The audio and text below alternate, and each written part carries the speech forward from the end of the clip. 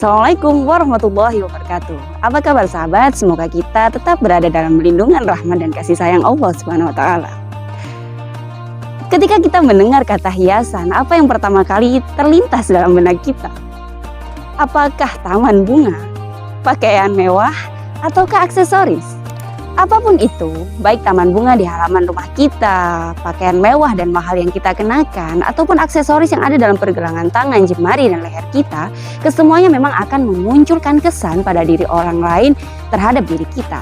Tetapi apakah itu akan menjadi jaminan orang lain akan menghargai diri kita?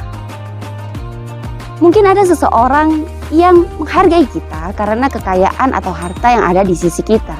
Tapi akankah ketika harta dan kekayaan itu hilang dari sisi kita, ia akan tetap menghargai kita? Mungkin ada orang yang mau mendengarkan pendapat kita karena jabatan kita atau jabatan dari orang tua kita. Tetapi ketika jabatan itu tidak ada, apakah ia masih akan tetap mendengarkan kita? Dari sana kita akan mengerti bahwa nilai dalam diri kita yang mendatangkan penghargaan dari orang lain terhadap diri kita bukan berada pada jabatan, kekayaan, ataupun apa yang kita kenakan dan ada di rumah kita. Imam Ali karamallahu wajhah mengatakan, "Qimatu kulli mri'in ma yuhsinu." Nilai pada diri setiap orang bergantung pada apa yang menghiasinya. Lalu apa hiasan yang pantas untuk kita gunakan? Ada 3 hal terbaik yang bisa menjadi penghias diri kita. Yang pertama adalah ilmu. Kita utamakan di sini adalah ilmu agama.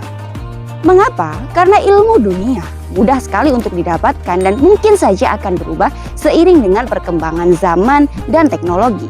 Tetapi ilmu agama akan tetap sama, baik sejak zaman dahulu, sekarang, bahkan mungkin di masa yang akan mendatang, meskipun pada penerapannya akan mengalami sedikit modifikasi mengikuti perkembangan zaman yang berbeda. Selain itu, ilmu agama tidak hanya melulu membahas tentang urusan ibadah dan tata caranya. Di dalam ilmu agama juga dibahas tentang muamalah atau cara berinteraksi, bertransaksi, dan berhubungan antar sesama manusia. Yang mana ilmu tersebut berguna untuk menghindari kezoliman yang terjadi yang bisa merugikan salah satu pihak. Maka dengan pemahaman ilmu yang mendalam, kita akan terhindar dari praktek-praktek terlarang yang mungkin akan berakibat mendatangkan hinaan dan celaan di dunia dan juga mendatangkan siksaan di akhirat kelak. Selain itu, ketika seseorang menghargai kita karena ilmu yang ada pada diri kita, penghargaan tersebut akan bersifat abadi sebagaimana sifat abadi dari ilmu agama itu sendiri.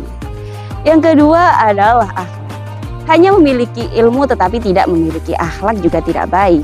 Karena kita akan terjatuh pada kesombongan dan merendahkan orang lain. Sehingga pada akhirnya ilmu yang kita miliki menjadi tidak bermanfaat karena orang-orang tidak akan mau mendengarkannya sebab akhlak yang buruk yang ada pada diri kita. Menyampaikan ilmu harus disertai dengan kerendahan hati agar orang yang mendengarnya tidak merasa terhakimi.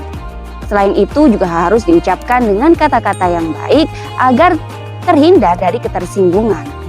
Orang lain akan dengan mudah menerima apa yang kita sampaikan ketika kita berbicara dengan kalimat yang meneduhkan dan menyenangkan. Selain itu, teguran juga tidak akan terasa menyakitkan ketika kita ungkapkan dengan kata-kata yang baik dan nada yang lembut. Dan yang ketiga adalah adab. Ini adalah tentang bagaimana kita memperlakukan orang lain sesuai dengan kedudukan mereka. Jangan melakukan sesuatu pada orang lain yang apabila perlakuan tersebut dilakukan pada diri kita, kita tidak menyukainya. Kemudian tempatkan seseorang sesuai dengan kedudukannya. Jangan bersikap tidak sopan pada yang lebih tua, jangan pula semena-mena kepada yang lebih muda. Dan juga tunaikan hak-hak orang lain yang ada pada diri kita. Itulah 3 hal terbaik yang bisa menjadi penghias dari diri kita. Wallahu a'lam. Sekian, wassalamualaikum warahmatullahi wabarakatuh.